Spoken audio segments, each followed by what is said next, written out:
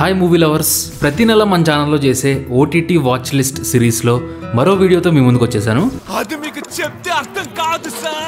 Last మంత్లో మార్చ్లో నేను చూసిన కొన్ని interesting and must watch movies, web series and డాక్యుమెంటరీలని ఈ వీడియోలో మీకు రికమెండ్ చేస్తాను. ఇక లేట్ చేయకుండా లిస్ట్లోకి వెళ్ళిపోదాం.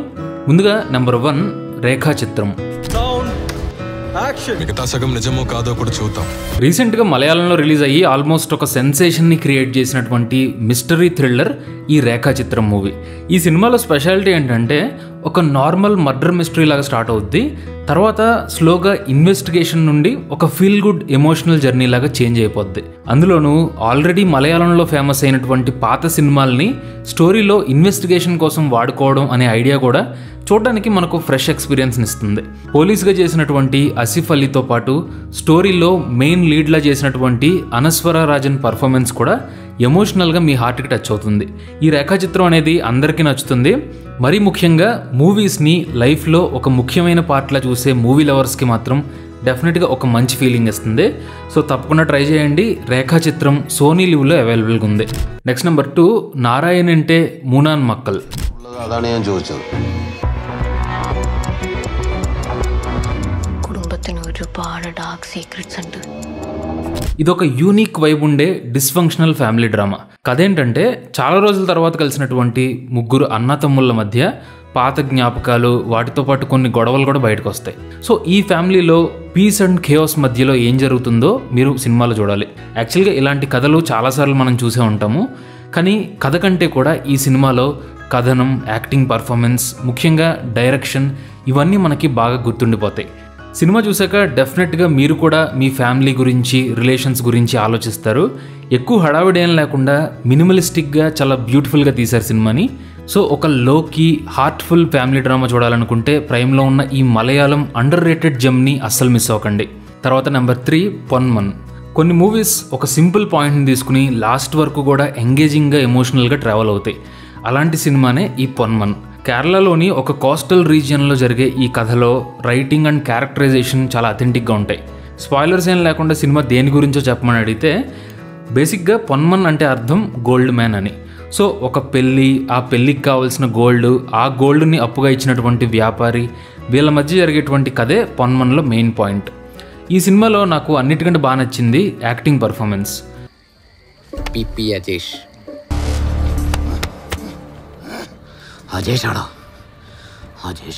ముఖ్యంగా లీడ్ రోల్ చేసినటువంటి బేసిల్ జోసెఫ్ అయితే అజేష్ అనే క్యారెక్టర్ని చాలా పవర్ఫుల్గా ప్లే చేశాడు. సో ఈ సినిమా చూసాక మీకు కూడా మీ లైఫ్లో ఉండే ప్రాబ్లమ్స్ని డైరెక్ట్గా ఫేస్ చేయాలి అన్నటువంటి ఒక చిన్న మోటివేషన్ వస్తుంది. సో మంచి సినిమా మిస్ అవ్వకండి. జియో హాట్స్టార్లో అవైలబుల్గా ఉంది. తర్వాత నెంబర్ 4 కుటుంబాస్తన్. ఈ మధ్యకాలంలో బాగా పాపులర్ అవుతున్నటువంటి మిడిల్ క్లాస్ కష్టాలు అనే ట్రోప్ని ఎక్స్ట్రీమ్ లెవెల్లో వాడుకున్నటువంటి సినిమా కుటుంబాస్తన్. అంటే ఇందులో హీరో క్యారెక్టర్ ఒక టిపికల్ ఫ్యామిలీ మ్యాన్లా ఉంటాడు. మనీ కష్టాలని ఎలా మేనేజ్ చేశాడు అనేది మెయిన్ స్టోరీ. అయితే ఈ సినిమాలో స్పెషాలిటీ ఏంటి అంటే కాన్స్టెంట్ కేయాస్తో, కన్ఫ్యూజన్తో ఒక ఫన్నీ ఫ్యామిలీ ట్రిప్లా ఉంటుంది. ఈ సినిమాకి మెయిన్ అసెట్ మాత్రం మణికందన్ పర్ఫార్మెన్స్ అని చెప్పాలి. ఎందుకంటే కామెడీతో పాటు సీరియస్ ఎమోషన్స్ని కూడా ఆయన బ్యాలెన్స్ చేస్తూ సినిమాని ఆల్మోస్ట్ ఆయనే మోసాడు అనుకోవచ్చు. అయితే అన్ని సీన్లు పర్ఫెక్ట్గా కనెక్ట్ అవుతాయని నేను చెప్పను, ఎందుకంటే హ్యూమర్ అక్కడక్కడ కొద్దిగా ఓవర్ అయినట్టు అనిపిస్తుంది. కొన్ని చోట్ల అసలు ఎంతలా అవసరమా అనే ఫీలింగ్ కూడా వస్తుంది. కానీ నాకైతే జస్ట్ ఒకసారి సరదాగా ఓటీటీలో చూడొచ్చు అనిపించింది. మరీ ముఖ్యంగా ఫ్యామిలీ ఫ్రెండ్లీ సబ్జెక్ట్ కాబట్టి ఇంట్లో కూడా ధైర్యంగా ప్లే చేసుకోవచ్చు. సో మీకు కనుక ఒక relatable and funny family story requirement ఉంటే కుటుంబాస్తన్ G5లో ఉంది, ట్రై చేయండి. Next number 5 అనోరా. రీసెంట్గానే ఆస్కార్ అవార్డ్స్ అన్నిటినీ స్వీప్ చేసేసిన సినిమా ఇది. ఒక మంచి రొమాంటిక్ బ్లాక్ కామెడీ అనుకోవచ్చు. అయితే ఆస్కార్ వచ్చింది కదా అని చెప్పి మరీ మైండ్ బ్లోయింగ్ మాస్టర్ పీస్ని అయితే ఎక్స్పెక్ట్ చేయొద్దు. ఎందుకంటే అనోరా సినిమాలో స్టోరీ చాలా సింపుల్గానే ఉంటుంది. కాకపోతే క్యారెక్టరైజేషన్ కానీ, యాక్టింగ్ పర్ఫార్మెన్స్లు కానీ అథెంటిక్గా, ఎంటర్టైనింగ్గా ఉంటాయి. పాయింట్ ఏంటంటే అనోరా అనే ఒక అమ్మాయి అనుకోకుండా ఒక రష్యన్ బిలియనీర్ కొడుకుని పెళ్లి చేసుకోవడం, ఆ తర్వాత జరిగేటువంటి కాన్సిక్వెన్సెస్సే ఈ సినిమాలోని మెయిన్ కథ. డైరెక్టర్ షాన్ బేకర్ ఈ అనోరా మూవీలో ఒక గ్రిట్టి రియలిజంని కూడా ఎంటర్టైనింగ్గా చూపించగలిగారు. సినిమా చూస్తున్నంతసేపు ఎక్కడ మీకు బోర్ కొట్టదు. క్లైమాక్స్ అయితే మాత్రం నిజంగా వేరే లెవెల్ అని చెప్పొచ్చు. మిస్ అవ్వకండి, జియో హాట్స్టార్లో ఉంది. Next number 6 adolescence. It's crazy what your brain tells you to do when you're a kid. నిజంగా నెట్ఫ్లిక్స్లో అయితే ఇలాంటి వెబ్ సిరీస్లు చాలా రేర్గా వస్తాయి. ఎందుకంటే జనరల్గా ఒక సిరీస్ అనగానే స్టోరీ డిమాండ్ చేయకపోయినా సరే 8-10 ఎపిసోడ్లు తీసేసి ఫోర్స్డ్ క్లిఫ్ హ్యాంగర్లు పెట్టి ఒక ఫ్యాక్టరీ ప్రోడక్ట్ లాగా డీల్ చేస్తూ ఉంటారు. కానీ జెన్యూన్గా ఒక పవర్ఫుల్ థీమ్తో మీనింగ్ఫుల్ ఎగ్జిక్యూషన్తో అప్పుడప్పుడు వచ్చే ఈ అడాలసెన్స్ లాంటి సిరీస్లే నిజంగా స్టోరీ టెల్లింగ్ పవర్ ఏంటో మనకు చూపిస్తాయి. అడాలసెన్స్లో స్టోరీ అయితే చాలా సింపుల్. ఒక టీనేజ్ అమ్మాయి సడన్గా చనిపోతుంది. ఎవరు చంపారు అనే క్వశ్చన్కి ఫస్ట్ ఎపిసోడ్లోనే మనకి ఆన్సర్ దొరుకుద్ది. కానీ ఎందుకు చంపారు అనే క్వశ్చన్కి ఆన్సర్ ఇవ్వడం, ఆడియన్స్గా మనల్ని మనం క్వశ్చన్ చేసుకునేలా చేయడం ఈ సిరీస్లో మెయిన్ పర్పస్. ఇందులో జస్ట్ 4 ఎపిసోడ్స్ ఉంటాయి. ఒక్కో ఎపిసోడ్ ఒక్కో లాంగ్ టేక్తో చాలా ఇమ్మర్సివ్గా తీశారు. టెక్నికల్గా స్టోరీ టెల్లింగ్ పరంగా నిజంగా ఒక మాస్టర్ పీస్ వెబ్ సిరీస్ ఇది. ఆల్రెడీ ఇండియాలో పాపులర్ అయింది, ఇంటర్నేషనల్గా కూడా మంచి రికగ్నిషన్ వచ్చింది. ఒక్క మాటలో చెప్పాలంటే మిమ్మల్ని కోర్ లెవెల్లో షేక్ చేసే వెబ్ సిరీస్, అస్సలు మిస్ అవ్వకండి. Next number 7, Big Time adolescence.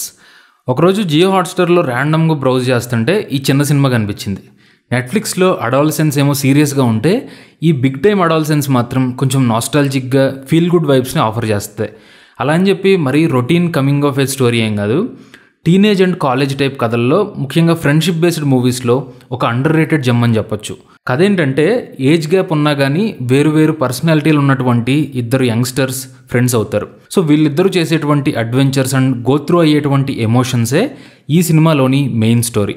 మరి అడాలసెన్స్ లాగా థాట్ ప్రొవోకింగ్ కాదు, కానీ సరదాగా నవ్విస్తూనే ఒక రియాలిటీ చెక్ లాగా వర్క్ అయ్యే సినిమా, తప్పకుండా ట్రై చేయండి.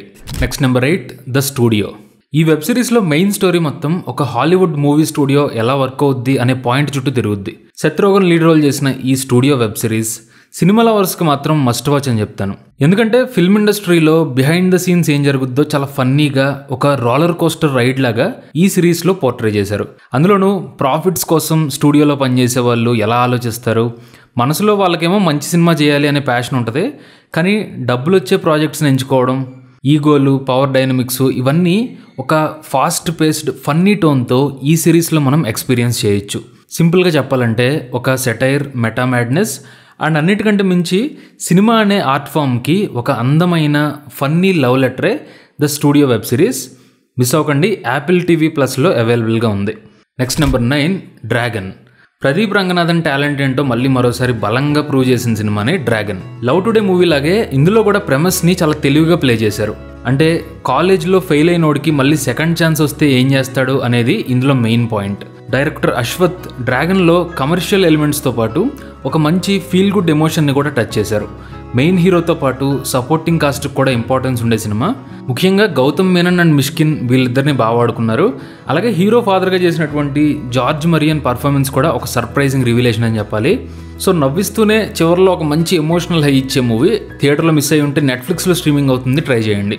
Next number 10, heist of Hyderabad. ఇది జస్ట్ 40 నిమిషాలు ఉండేటువంటి ఒక చిన్న క్రైమ్ డాక్యుమెంటరీ.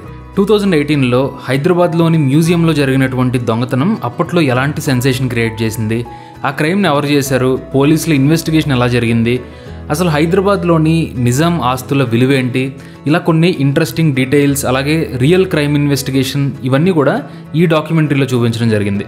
మరి బీభత్సమైన స్టోరీ టెల్లింగ్ ఏం కాదు, కానీ అసలు మన హైదరాబాద్లో ఇంత జరిగిందా అనే ఫీలింగ్ అయితే వస్తుంది.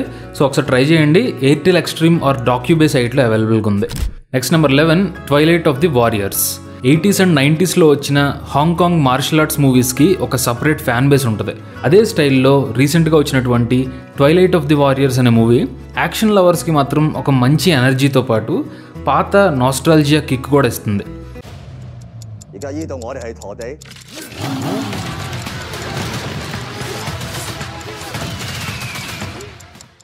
ఈ సినిమాలో ఇంకో ఇంట్రెస్టింగ్ పాయింట్ ఏంటంటే అప్పట్లో హాంకాంగ్ బార్డర్లో కౌలూన్ సిటీ అని చెప్పి ఒక విచిత్రమైన ప్లేస్ ఉండేది. ఇక్కడ ఇరుగ్గా ఉండే బిల్డింగ్స్, జనాలు, క్రిమినల్ అండర్ వరల్డ్, ఇవన్నీ చూడడానికి చాలా ఇంట్రెస్టింగ్ ఉంటాయి. ఇకపోతే ట్వైలైట్ ఆఫ్ ది వారియర్ మూవీలో యాజ్ యూజువల్ యాక్షన్ సీన్స్ అదిరిపోతాయి. కాకపోతే అక్కడక్కడ ఫిజిక్స్, గ్రావిటీ ఇలాంటివి పట్టించుకోకుండా జస్ట్ ఒక సూపర్ స్పెక్టికల్లా చూస్తే ఈ సినిమా మీకు మంచి కిక్ ఇస్తుంది. మరీ ఎమోషనల్గా అంటూ పెద్దగా ఏముండదు, కానీ విజువల్స్ అండ్ యాక్షన్ కొరియోగ్రఫీ మాత్రం బ్రిలియంట్ అని చెప్పాలి. సో మంచి ఫైట్స్ని ఎంజాయ్ చేసేవాళ్ళు ప్రైమ్లో ఈ సినిమాని ఒకసారి ట్రై చేయండి. తర్వాత number 12, the fire inside.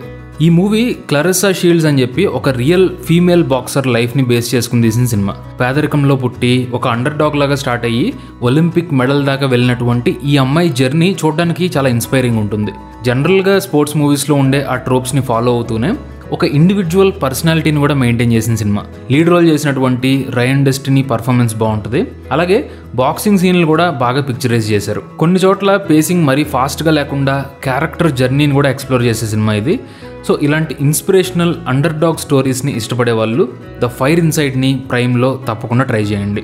And movie lovers, వీడియోని ఇక్కడి వరకు చూసిన వాళ్ళు మీరు ఓటీటీలో రీసెంట్గా చూసినటువంటి ఒక మంచి సినిమాని మర్చిపోకుండా మాకు రికమెండ్ చేయండి. Thank you for watching this video.